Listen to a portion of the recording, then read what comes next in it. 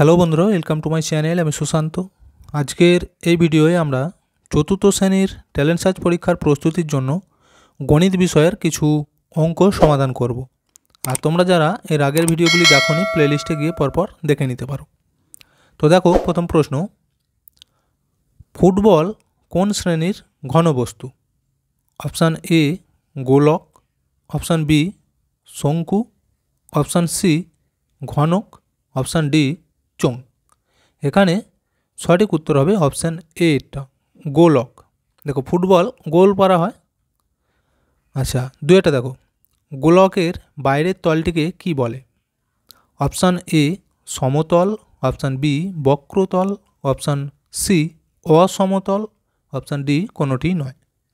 এখানে সঠিক উত্তর অপশান বি বক্রতল। দেখো, গোলক মানে কেমন হবে? গোলপাড়া। অর্থাৎ বক্রতল কাকে বলে? যে তলগুলি বাঁকা হয়। আর সমতল মানে হচ্ছে সোজা। বুঝতে পেরেছ?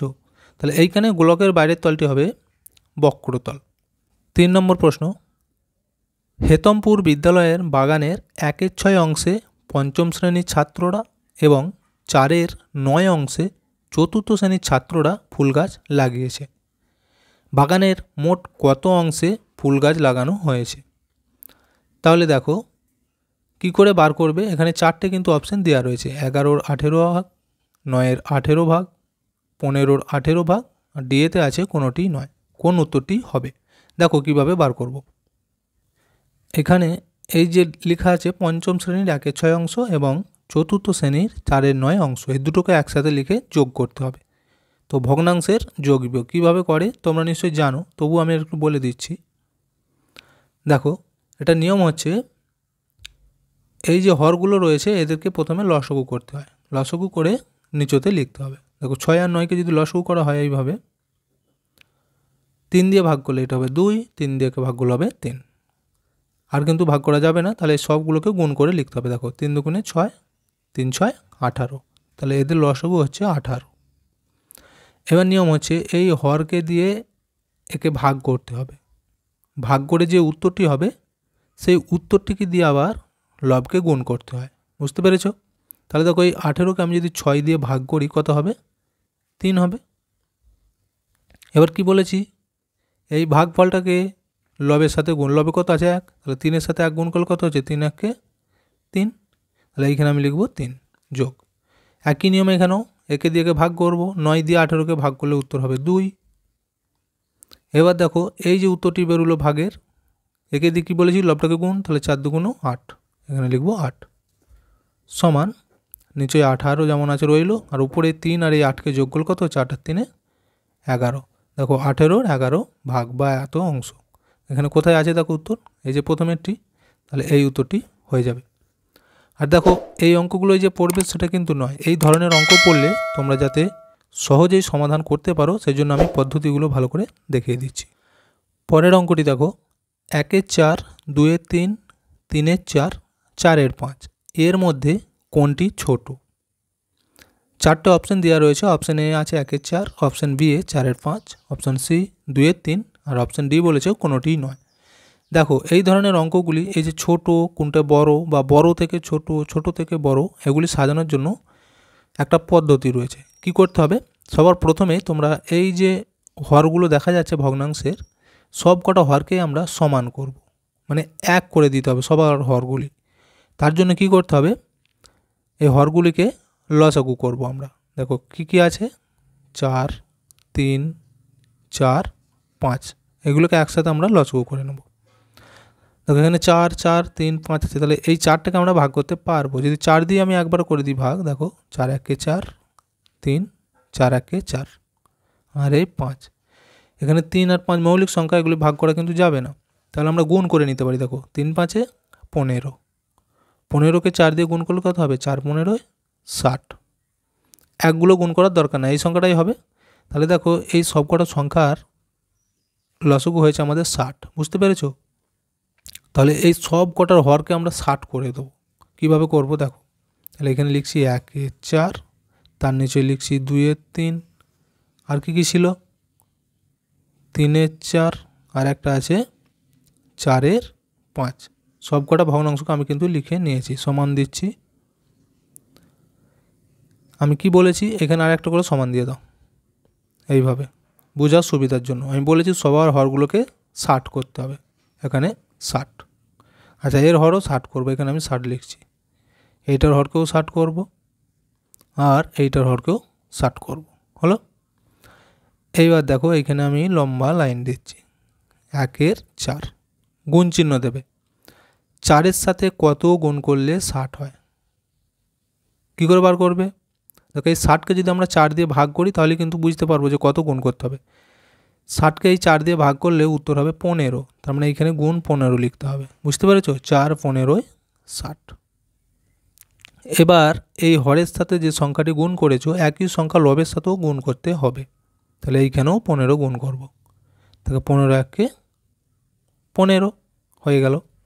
একই নিয়ম এইটাতেও করবো। দেখো ভগ্নাংশটা আছে 2-এর 3 গুণ গুণ, 3-এর সাথে কত গুণ করলে 60 হবে? দেখো এই 60কে যদি আমরা 3 দিয়ে ভাগ করে দিই তাহলে কিন্তু এখানে উত্তরটি পেয়ে যাব। 3 20-তে 60 হয়, 3 দিয়ে 60কে যদি ভাগ করো 20 উত্তর হবে, তার মানে এখানে 20 গুণ করতে হবে। 3 20-তে 60। আর কি বলেছি, এখানে যা গুণ হবে এখানেও তাই গুণ করতে হবে, তাহলে এখানেও 20 গুণ। দেখো 3 20-তে 60 আর 20 দুগুণে, তাহলে এখানে হয়ে যাবে 40। এটা বাংলা হবে। আচ্ছা, এবার দেখো এটা আছে 3-এর 4 গুণ গুণ। দেখো 4-এর সাথে কত গুণ করলে 60 হয়, আগে আমরা কিন্তু দেখেছি যে 15, তাহলে এখানে লিখে দিচ্ছি 15। তাহলে 3-এর সাথেও 15 গুণ করব, 3 15 45, তাহলে এটা হচ্ছে 60-এর 45। এবার এইটা দেখো 4-এর 5 গুণ গুণ, 5-এর সাথে কত গুণ করলে 60 হবে? দেখো 60কে যদি আমরা 5 দিয়ে ভাগ করি তাহলে উত্তর বেরিয়ে যাবে, 5 12 60, তাহলে এখানে হচ্ছে 12। একই রকমভাবে এখানেও 12 গুণ করব, তাহলে 5 12 60 আর 4 12 48। দেখো ভগ্নাংশগুলো আমরা কিন্তু পেয়ে গেছি, একটা 60 ভাগের 48, একটা 60-এর 45, 60-এর 40, 60-এর 15। আমাদের কি বলেছিল যে কোনটি ছোট, তাহলে এখানের মধ্যে সবথেকে কম কোনটা? দেখো সবার তো হর একই আছে, তাহলে এইগুলো দেখার দরকার নেই, শুধু লবগুলো দেখব। এর 48, এটা 45, এটা 40, এটা 15, তাহলে এইটা হচ্ছে সবথেকে ছোট, দেখতে পেয়েছো? এই যে 15 60, তার মানে আমাদের মূল ভগ্নাংশ কত ছিল? 1-এর 4। তাহলে দেখো এইখানে অপশানের মধ্যে এই যে 1-এর 4 আছে, এইটা, তাহলে এই উত্তরটা হয়ে যাবে। 5-এরটা দেখো 1 থেকে 20 পর্যন্ত জোড় সংখ্যার যোগফল কত? অপশান এ বলেছে 210, option B 110, option C 120, option D কোনোটি নয়। দেখো জোড় সংখ্যা, তো জোড় সংখ্যা কাকে বলে? যেসব সংখ্যাগুলোকে 2 দিয়ে ভাগ করা যায়, মানে 2 দ্বারা বিভাজ্য যে সংখ্যাগুলো, সেগুলোকে বলা হয় জোড় সংখ্যা। সেরকম সংখ্যা আমাদের কতগুলো রয়েছে, তাহলে প্রথমে সেগুলোকে লিখব, লিখে যোগ করলে আমরা বুঝতে পারবো। আর দেখো এইখানে বলেছে 20 পর্যন্ত, মানে 20টাও কিন্তু ধরবো, বুঝতে পেরেছ? এখানটা একটু তোমরা ভালো করে পড়বে। যদি বলতো 20-র মধ্যে, তাহলে 20টা আমরা ধরতাম না, বুঝতে পেরেছ? দেখো আমি যদি জোড় সংখ্যাগুলো লিখি, 2 4 6 8 10 12 14 16 18 20, এই সব সংখ্যাগুলোকে যোগ করে দেখো কত হচ্ছে, 110। তাহলে দেখো 110 কোথায় আছে আমাদের? এই যে অপশান বি এতে, তাহলে এই উত্তরটি হয়ে যাবে। পরেরটা দেখো ভাজক 81 ভাগফল 125 ভাগশেষ 33 হলে ভাজ্য কত হবে? তাহলে দেখো এইখানেতে 4টে অপশান দেওয়া রয়েছে, এর মধ্যে কোনটি ঠিক? তো এই অঙ্কগুলি করার জন্য তোমরা কিভাবে বার করবে? তো এর একটা কিন্তু সূত্র রয়েছে, সেটা কি বলো তো? যে আমাদের জানতে চেয়েছে যে ভাজ্য কত, তো এই যে ভাজ্য সমান একটা সূত্র, সেটা হচ্ছে ভাজক গুণিত ভাগফল যুক্ত ভাগ শেষ, বুঝতে পেরেছ? তাহলে দেখো আমাদের ভাজক কত, আমরা কিন্তু জানি যে 81 লিখবে। আচ্ছা ভাগফল কত? এই দেখো বলে দিয়েছে 125, তাহলে 125 লিখবে। আচ্ছা যোগ, এই যে যোগ ছিল যোগ। আচ্ছা ভাগশেষ কত? ভাগশেষ বলে দিয়েছে 33, তাহলে এখানে দেখবে 33। তো এইগুলোকে আমরা সমাধান করলেই উত্তরটি কিন্তু পেয়ে যাব। দেখো এই দুটোকে যদি গুণ করা হয় এবং তার সাথে যদি এটি যোগ করা হয় কত হবে? 10,158। তোমরা কিন্তু এটা ভালো করে গুণটা অন্য জায়গায় করে নেবে যদি মুখোমুখি না করতে পারো। এখানে উত্তর হয়ে যাবে অপশান এটা, এই উত্তরটা। বুঝতে পেরেছো? আর একটু বলে দিই, এইভাবে যদি আমরা যখন ভাগ করি, আচ্ছা ভাজ্য কাকে বলে? এই যে এখানে আমাদের জানতে চেয়েছিল ভাজ্য। ভাজ্য মানে হচ্ছে যে সংখ্যাটিকে ভাগ করা হয়। বুঝতে পেরেছো? ভাজক কি? যে সংখ্যাটি দিয়ে ভাগ করি, মানে এইখানেরটাকে, এটা হচ্ছে ভাজক। এটিকে কি বলে? ভাগফল। ভাগফল। আর নিচে যেটা অবশিষ্ট রয়ে যায় সেটা হচ্ছে ভাগশেষ। এগুলো তোমরা মনে রাখবে। পরের অঙ্কটি দেখো, এখানে তো একটা সরল দেওয়া রয়েছে আর 4টে অপশান আছে, এর মধ্যে কোনটা ঠিক? তাহলে দেখো সরলটি প্রথমে আমরা এখানে টুকে নিয়ে সমাধান করব। আর সরল কিভাবে করে সেটা নিশ্চয়ই তোমরা অনেকেই জানো, আর যদি জেনে না থাকো ভালো করে দেখে নাও। দেখো এখানে কিন্তু সব দশমিক সংখ্যা আছে। আমি এখানে প্রথমে টুকে নিচ্ছি 6.05 বিয়োগ ফার্স্ট ব্র্যাকেট আছে 0.5 গুণিত 8.2, এখানে আছে ভাগ 1.3। তো দেখো সরল করার নিয়ম হচ্ছে সবার প্রথমে আমাদেরকে এই প্রথম ব্র্যাকেটের কাজগুলি করতে হয়, অর্থাৎ প্রথম বন্ধনী যেখানে থাকে। তাহলে এইখানটা আছে, এই গুণটাকে আগে করব, তার আগে যেখানে যেমন আছে সব আমরা রেখে দিয়ে চলে যাব। দেখো 6.05 ছিল, রেখে দিয়েছি, বিয়োগ। এবার এই দুটোকে আগে গুণ করে নেবো। দেখো আমি এইখানে গুণটা করছি। কী কী আছে? 8.2 আর 0.5, তাহলে 8.2.5 এইভাবে গুণটা করে নিচ্ছি।